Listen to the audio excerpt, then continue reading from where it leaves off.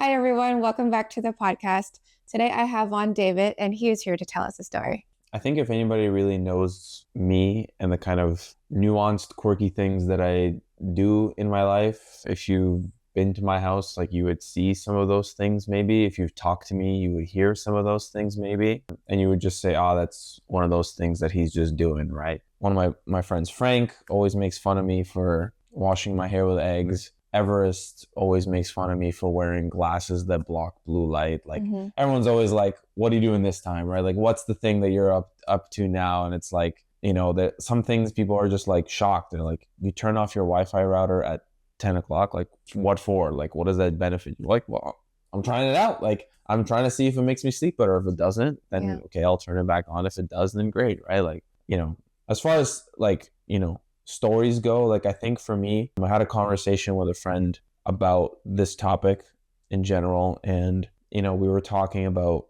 like, what do you want the world to, like what's I guess the term that we used was like, what's your flag? Like, what flag are you bearing outside? Like, what are you raising awareness towards? Like, what are you showcasing to people, right? And the thing about health is it's not really a flag that you just walk outside with, right? Like, you can't really show support for health. Like, yeah, I guess there's like breast cancer awareness and Go Nurses Go and things like that. But, I think for me, like, I come from a family that is a little bit more overweight than not. And I have little brothers and little sisters that are now growing up, and I'm going to have kids someday too. And like, I want to be able to be the role model that like really exemplifies somebody who takes their health seriously, right? Like, I'm not saying you can't enjoy things every now and then, but, that person that took the time to try to understand what worked for them. And, people like my little brother can see and like, wow, like I want to be like that, right? Like I want to be a role model for these younger people. I'm constantly fighting for my health as like healthy as I possibly can be, right? And I think the world at large, like we're surrounded by so many things that can easily make us unhealthy. Some things are blatantly obvious, like a bag of chips. It's pretty obvious that I shouldn't be eating that. But other things like the light bulbs that are in the ceiling at a post office or at a school, like you would think like, oh, that's just normal. That's just how society, how technology has like improved. And I think it's important. I'm not obviously telling anybody to like eat one way or to do one thing or to sleep away, but I think it's important for you to be your own doctor and to be your own one-of-one study. Like, see what works for you, see what doesn't work for you, and you be the judge. Don't let like some video, like maybe this one, tell you what to do or what not to do. Like, I do these things because I'm trialing myself like any other Harvard study. I'm seeing what is improving in my life and what is not. Yeah. So do you have a story where like you went through something?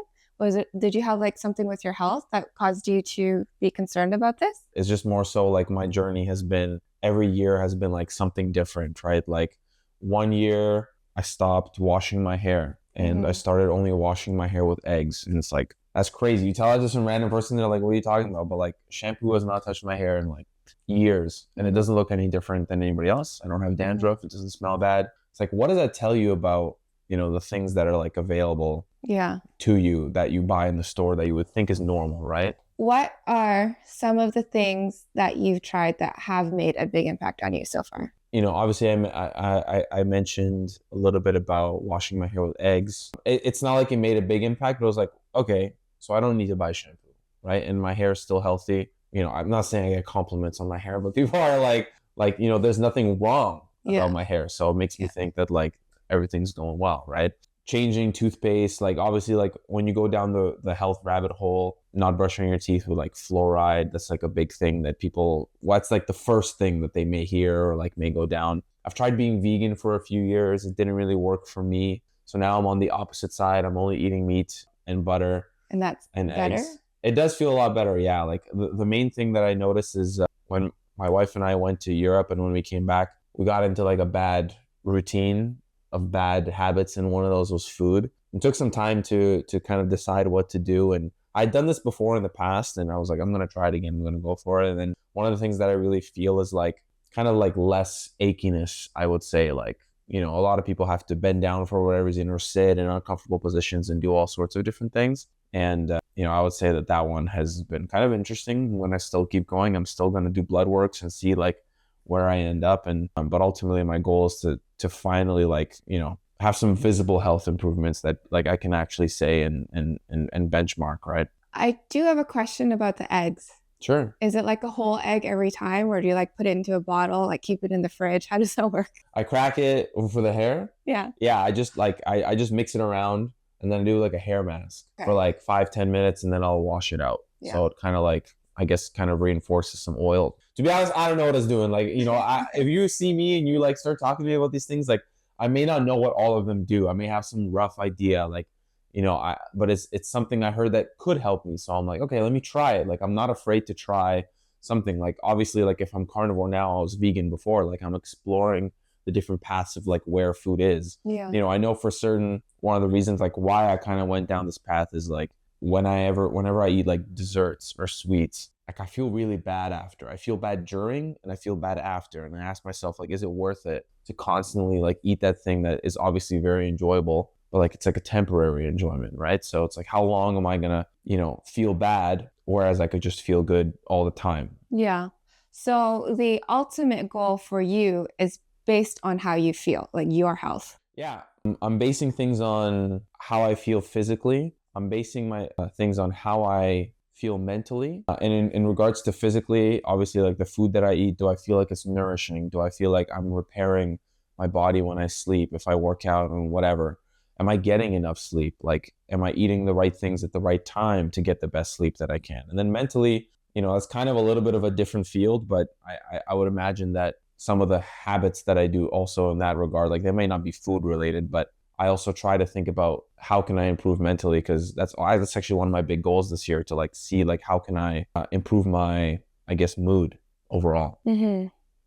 I think I'm actually pretty similar in you in that I like am always trying new things, and it's very similar to what you said earlier. I'm always up to something weird, and my friends are always making fun of me for it. It's just like a Tina thing, they say. And there's a funny joke amongst my friends where if we're eating something and I like it, that means they know they won't like it. So I totally relate to this. And I too think I feel like I'm always trying to better myself and get to like the best of what I can be. But for me, it turned out to be really disordered because I got too stressed out about it. And it was, I also like had eating problems. So I think that's where it came from. But now I'm at that point where like I cared so much earlier that now it's like I don't give any shits anymore. It's just like whatever. We're all gonna die at the end of the day. And like I'm just gonna enjoy a little bit of sugar right now. Yeah. Yeah. I definitely see that side as well. Like I'm gonna call it like a mental boom, right? Like you just kind of like overwhelm yourself. For me, that happens more so in like my day-to-day life, I would say, less so like around and surrounding food. Yeah, anybody who has like bad food habits or has had some like eating problems, like I would agree, like I've been there, like binge eating and then not eating and then kind of like going through different things. And obviously like, who's to blame? There's lots of different fingers that we could point at. But, I think for me, like mentally trying to like spread myself thin always happens with me putting too much on my plate to do, like never not too much on my plate to eat, too much on my plate to do. So, one of the things that I've started doing this year is like really just letting go. Like if I don't, I'm really cognizant of how much time I have. And if I'm like trying to squeeze it in, I actually just cut it out. Because if I feel like I'm constantly rushing from one thing to the next, like I can't enjoy that cup of tea. Like I can't enjoy that moment with a dog or with my wife. Like I'm constantly thinking about what's next, and that stresses me out quite a lot. So that's one of the things that like I'm changing this year for sure. Can you give us any examples of things that you've had to cut off your calendar? Right now I'm undergoing like a really big project. I'm making like a home server with like, lots of the different bells and whistles, and it's taking a lot of time because it requires coding, requires Linux, requires all these different things that like I don't know and I have to kind of learn. And yeah, I'm using AI to help me, but like, it's a great tool to use when you're coding specifically. And it's a big underwhelming project because I've got lots of photos to sort because I'm going off of Google Photos to our own photo hub, and videos to our own videos and books and music, and it's taking a lot of time to sort through all that. And I'm like, every day I'm like, okay, I'm going to do a little bit, or I'm going to do this. And I'm like, you know what? Like, if I don't have 30 minutes, I don't have 30 minutes. If I don't have an hour, I don't have an hour. Like, I'd rather wind down for the evening at 9 o'clock instead of start a new task and then finish at 12 and then get to sleep late. Like, I'd rather be like, nope, it's just for tomorrow. Like, it's not burning. I'm not going to die. It's not going to kill anyone. It's not my job. It's just like, I guess, a side project that's another job in a weird way, because it's not fun, but eventually it'll be fun, I hope. And is that so that you're moving off of the cloud? Yeah, yeah. I just again, I hope I'm not the weirdest guest you've had, but one of the other things that kind of like spooked me near the end of the year was like I really wanted to be in control of the data that we have and own. And so that kind of means that for me, I want to try to get as many of the things that I can at home so that we don't need to kind of use them elsewhere. And that also means that we have it, we can access it whenever, Google's obviously incredibly reliable and has been around for a long time. But if one day it just poof disappears, imagine how many thousands of photos and videos are just going to disappear overnight and no one's going to be able to do anything about it, right? Yeah. I don't think it's weird. I completely understand where you're coming from. But for me, the knowledge that I have to build a server is zero. And so for me to like overcome that would be a huge ask. Yeah. Not to mention like the sizes of photos and videos are getting larger because our cameras on the phones are getting better.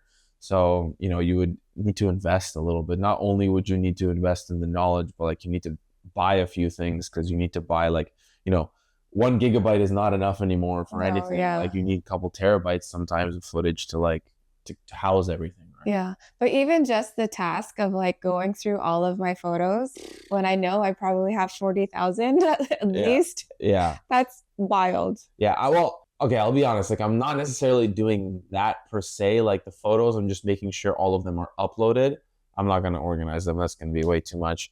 But for me, it's more so music that I need to go through and organize and I have to re-download because I've done a little bit of DJing recently and I want to get higher quality versions of the songs. And it's just, it's taking so long. I have like 1,000 songs. Like you have to go, it's like using tweezers to pick off a dog's hair, like one at a time. Like I cannot just grab a comb and just comb through all the hair. I have to go one at a time. And it's like such a painstaking process. But I think, and I hope the reward will be better quality music at the expense of my sanity.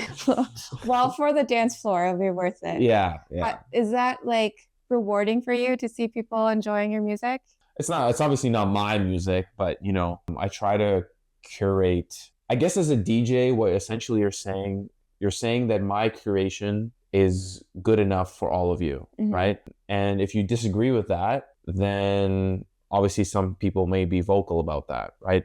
If there's a DJ that plays music and you don't like, the end result is that you either don't dance or you talk to your friends, oh, this DJ sucks or whatever, right? So there's kind of like a big undertaking to say that like, obviously if I'm being hired by an organizer of a dance event, they're saying that we trust your curation and that other people have said good things about your curation. And that feels good, but it still means that I have to continue to search to keep things fresh and to find new music. And, when I'm not doing it now because I don't want to add more dog hairs to tweeze to my plate, but I would go through like 30 to 50 to 80 songs a day of new music just to like, okay, next day, to constantly be looking for new stuff to play. And how did you get into DJing? How did that start? I used to DJ in high school a little bit. Me and my friend, we had this kind of like tit for tat thing always. So when we were both into music, it's a little weird, but like he listened to Eminem, I also listened to Eminem, and he listened to 50 Cent, and I also listened to 50 Cent. But we had this kind of like weird thing in like the 4th grade where he's like, okay, only I can listen to Eminem, and only you can listen to 50 Cent. But secretly I was like, Eminem's just way better. Like there's no competing here. So I would always like secretly listen. Anyways, that kind of progressed into he could only make beats and I could only DJ. So I got kind of experience DJing just in my room, in my bedroom, kind of like as you do, house music, electronic music, techno, drum and bass, things like that. Like I kind of really enjoy that genre. That's more so from my dad. Like my dad likes a lot of those genres of music. And so in Kizomba, when quite frankly, I wasn't really liking the music that I was hearing at our Kizomba socials. I kind of stepped up and said, like, okay, like I know how to DJ roughly. Let me start putting some music together and trying to bring that sound to the dance floor. You know, the sound that I think I like and that maybe other people would like too. That's awesome. So you just said that you are into like techno and house and stuff. Did you ever rave? Because I'm trying to imagine raving David. Yeah, a few times. Probably one of my highlight moments of that was I got to see one of my favorite artists live in Toronto, which is Justice, and they're very, very like not. They don't go to a lot of events. I think it was Veld that I went to like many years ago, and it was just an awesome blast to see them. Unfortunately, the person I was with started getting sick, so like right as 10 minutes into the set, we had to start leaving. Oh, So my no. experience was like just barely listening to them as I'm on the way out, but it was still awesome. So, and you know, to be honest, like I think I want to try going back to like just doing a couple of house mixes, drum and bass, just in my own space, maybe upload them to YouTube and just like try to make some stuff surrounding stuff that I like to listen to. How did your dance journey begin? Maybe this should have been the story of the episode. My friends and I, we would go to Villains in downtown Windsor, which is a bar. I think I don't know what street it is. It doesn't matter. It might be like personal. No, it's not even downtown. Anyways, it's a bar called Villains. Yeah, downtown. And we would go there to like people watch because they do karaoke every Saturday night or Friday night or something like that. And we would. How old were you? Like 2-3 years ago. Like 4 years ago. No, not young. I moved here like you know, whatever for work and things. Anyways, we would go and people watch and whatever, and it was fun to just kind of like see people would like do a karaoke to NSYNC, but they would make it screamo. Like somebody would request a screamo version of NSYNC. So people would just request like the weirdest things. There was like this Russian lady that would always go and she would just sing Russian songs and nobody understood. Like I understood, but nobody else understood what she was singing about. It was like really weird to kind of see. So it was kind of like a weird place, you know, like, but you know, it was a place that we kind of called home because we enjoyed just going there and just hanging out or whatever.